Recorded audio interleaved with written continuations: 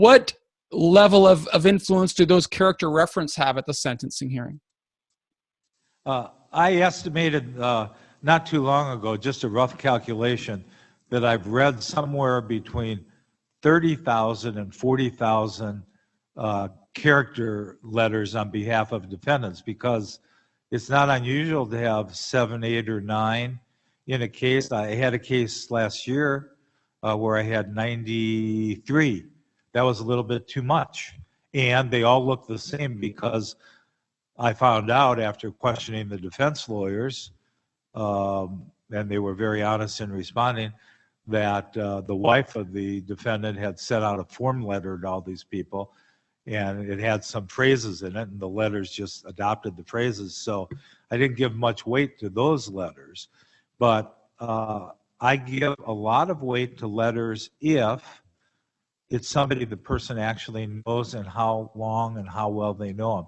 So I'd much rather have a letter from a street sweeper or a janitor that has known the individual for, maybe more than 10 years or maybe most of their life, than a letter from a state senator or a United States senator that's clearly writing it as a favor to the family and may or may not even know the individual. So the status of the person writing the letter has very little bearing on me, but it's what they have to say and how they came about acquiring the information that is helpful to me. And I get offended when they tell me what the sentence should be. So a lot of times, please give the person probation. Well, maybe they're an armed career criminal and they're looking at a potential life sentence. Gee whiz, they're not going to get probation. And maybe I'm just idiosyncratic, but I bristle when people tell me what I should do.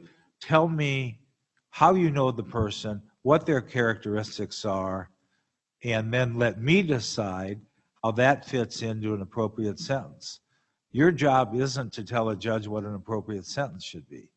And so give me the facts, how you know the person, why you know them, what their good qualities are, what you think their prospects are for rehabilitation, anything that you think would be helpful, but stay away from actually telling me what a sentence ought to be, because you're not in a position to know that.